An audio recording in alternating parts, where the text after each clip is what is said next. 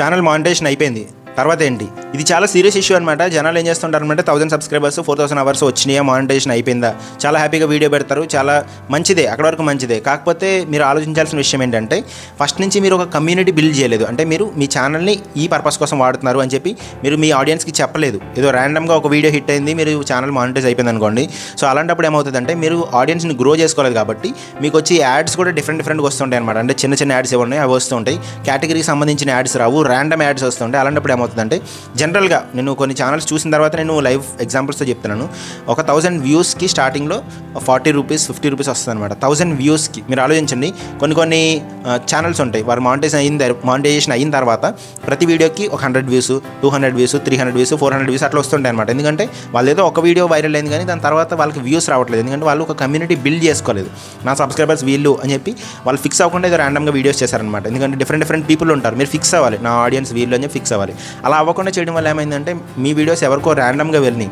ఒకసారి నచ్చింది, ఆ టైం ఫ్రేమ్లో నచ్చింది, తర్వాత టైం ఫ్రేమ్లో అలాంటి వీడియోని చేస్తే వాళ్ళకి నచ్చాల్సిన నెసిటీ లేదు. ఎందుకంటే పీపుల్స్ స్కాటర్ అయిపోయి ఉన్నారనమాట ర్యాండమ్ కేటగిరీస్లో. ర్యాండమ్ అంటే ఒక పర్టికులర్ ఫిక్స్డ్ కేటగిరీ కాని వాళ్ళు ర్యాండమ్ అనమాట. సో ఇక్కడ ఏంటంటే మీరు ఈ 4000 అవర్స్ తొందరగా తెచ్చుకోవాలి, 1000 సబ్స్క్రైబర్స్ తొందరగా తెచ్చుకోవాలని చెప్పి ఆ హడావిడిలో పరుగులు పెట్టి అక్కడికి వచ్చి బొక్కబార్లు పడిపోతున్నారు అనమాట. అది నేను చెప్పబోయే మెయిన్ పాయింట్.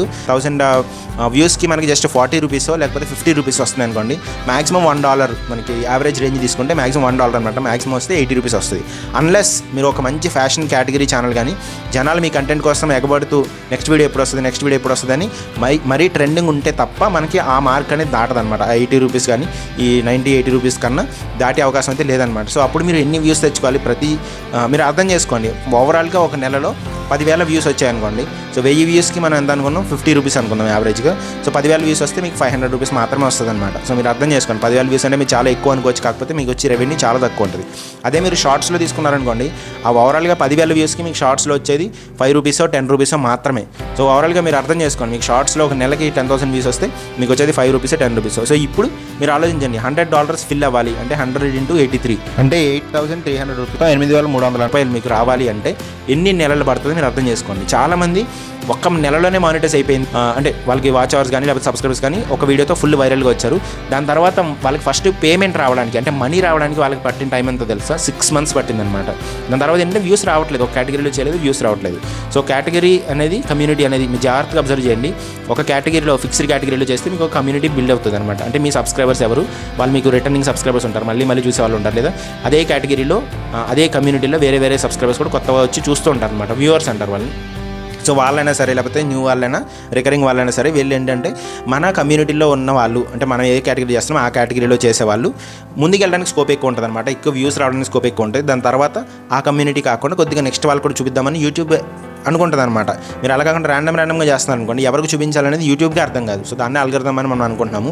సో ఈ 1000 సబ్స్క్రైబర్స్ 4000 వాచ్ అవర్స్ వెనకాల పరిగెట్టి దాన్ని మీరు మెయిన్ టార్గెట్ కింద పెట్టుకోకండి. దాని తర్వాత మీరు మంత్లీ ఎంత మనీ రావాలి, సో ఆ మనీ రావాలంటే నా ఛానల్లో ఎలాంటి యాడ్స్ పడాలి, నా ఛానల్లో ఎలాంటి యాడ్స్ పడతాయి అనేది మన ఛానల్కి వచ్చిన సబ్స్క్రైబర్స్ని బట్టి ఉంటుంది అనమాట. మన ఛానల్కి యంగ్ సబ్స్క్రైబర్స్ వస్తున్నారనుకోండి, ఫ్యాషన్ రిలేటెడ్ ఇంట్రెస్ట్ ఉంది, మనం ఫ్యాషన్ రిలేటెడ్లో చేస్తాము, లేదా ఫైనాన్స్ రిలేటెడ్లో చేస్తాము, ఫైనాన్స్ రిలేటెడ్ సబ్స్క్రైబర్స్ వచ్చారు, వాళ్ళకి ఏంటంటే ఎక్కువ మంచి ఇంట్రెస్టింగ్ యాడ్స్ పడుతూ ఉంటాయి అనమాట. అలాంటి యాడ్స్కి మనకి ఎక్కువ రెవెన్యూ జనరేట్ అవుతుంది. ఇందాక మనం అనుకున్న 90 రూపీస్ మార్క్ ఏదైతే ఉందో అది బ్రేక్ అవుతుంది అనమాట. ఇంకా ఎక్కువ రావడానికి అయితే స్కోప్ ఉంటుంది. టాప్ లెవెల్ యాడ్స్ ఏవైతే ఉన్నాయో అవి వచ్చినాయి అనుకోండి, అప్పుడు మీకు మంచి రెవెన్యూ వస్తుంది, లేదంటే రాదనమాట. సో మీరు ఆలోచించుకోండి, ఈ పరుగు ఎక్కడ వరకు. ఇది నేను ఎవరినో డిమోటివేట్ చేయాలనో లేకపోతే మీ ఛానల్స్ని ఆపేసుకోమనో నేను చెప్పట్లేదు అనమాట. చేసేవాళ్ళు కొంచెం నీట్గా చేయండి. ఎలా అంటే మీరు ఏ కేటగిరీలో చేస్తారో మీరు ఫిక్స్ అవ్వాలి ఫస్ట్ పాయింట్. అందులో మీరు క్వాలిటీ వీడియోస్ చేయాలి.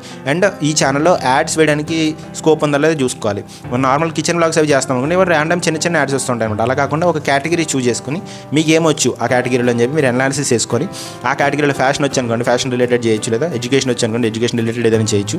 దానికి యాడ్స్ వస్తాయి మంచిగా అని చెప్పి అనాలిసిస్ చేసుకుని అవి మీరు చేయాలన్నమాట. సో ఈ ప్రయాసలో పడి మీరు ఈ 1000 సబ్స్క్రైబర్స్ ఆ 4000 అవర్స్ సింపుల్గా చెప్పాలంటే ఆ మోజులో పడి మీరు అక్కడ ఉన్నారంటే దాని తర్వాత మీ ఛానల్ గ్రో అవడం అనేది చాలా కష్టం అనమాట. మీరు ఎవరైనా సరే ఫేమస్ అవ్వాలనుకున్నా, రెవెన్యూ కోసం చూసినా సరే కమ్యూనిటీ బిల్డ్ చేయాలన్నమాట. కమ్యూనిటీ బిల్డ్ చేయకపోతే మీ ఛానల్తో చాలా ప్రాబ్లమేటిక్ అవుతుంది. సో ఇది నేను లైవ్ ఎగ్జాంపుల్ ఎగ్జాంపుల్స్తో చూసి చాలామందికి 5 months 6 months 1 year కూడా మానిటైజేషన్ అయిన తర్వాత మానిటైజేషన్ అయిపోయిన తర్వాత 1 year కూడా ఫస్ట్ పేమెంట్ రాని వాళ్ళు చాలామంది ఉన్నారనమాట. సో మీరు జాగ్రత్తగా అబ్జర్వ్ చేయండి. మంచి కంటెంట్ మీరు మంచిగా వైరల్ కంటెంట్ చేయాలి అని ఫిక్స్ అయ్యి ఒక కేటగిరీలో వెళ్ళి మంచి వీడియోస్ క్వాలిటీ వీడియోస్ చేయండి. ఖచ్చితంగా మీకు రిజల్ట్స్ అయితే చూస్తారనమాట. ఈ ఒక్క పాయింట్ నేను చెప్పాలనుకున్నాను. డిమోటివేట్ అవ్వకండి. అంటే మీరు ఇంతే వస్తుందా అని చెప్పి డిమోటివేట్ అయిపోకండి. మీరు మంచిగా చేస్తే మంచిగా వస్తుంది. ఆ పాయింట్ కన్సిడర్ చేయండి. మీరు నార్మల్ కంటెంట్ ఉంటే కనుక దాన్ని అప్గ్రేడ్ చేసుకోండి. నెక్స్ట్ లెవెల్కి ఎలా వెళ్ళాలి నేను ప్రతిరోజు ప్రతి వీడియోకి మీరు ఆలోచించుకుంటూ వెళ్ళండి. ఇది కూడా ఒక జాబ్ లాంటిది అనమాట. సీరియస్గా మీరు చేస్తేనే మీకు ఇది వర్కౌట్ అవుతుంది. లేదంటే ఏదో ర్యాండమ్గా రెవెన్యూ వస్తే తప్ప మీకు మంచి రెవెన్యూ అయితే రాదనమాట. సో ఈ వీడియో మీకు నచ్చినట్టయితే కనుక లైక్ చేయండి, కామెంట్ చేయండి మీరు ఏమనుకుంటున్నారు ఈ టాపిక్ మీద. అండ్ మీకు మానిటైజ్ అయిపోతే కనుక జనరల్గా మీ సిపిఎం ఎంత, అంటే మీ జనరల్గా రెవెన్యూ ఎంత వస్తుంది ఏంటని చెప్పి మీరు మెన్షన్ చేయండి. ఒక 1000 వ్యూస్కి మీకు ఎంత వస్తుందని మెన్షన్ చేయండి. సో దాన్ని బట్టి మనం ఇంకా ఏమైనా డౌట్స్ ఉంటే కనుక నేను మీతో డిస్కస్ చేయగలుగుతాను. సో కామెంట్ చేయండి మీకు ఈ వీడియో ఎలా అనిపించిందని చెప్పి. సబ్స్క్రైబ్ చేసుకోండి కొత్తగా చూస్తున్న వాళ్ళైతే. Thank you very much. By by.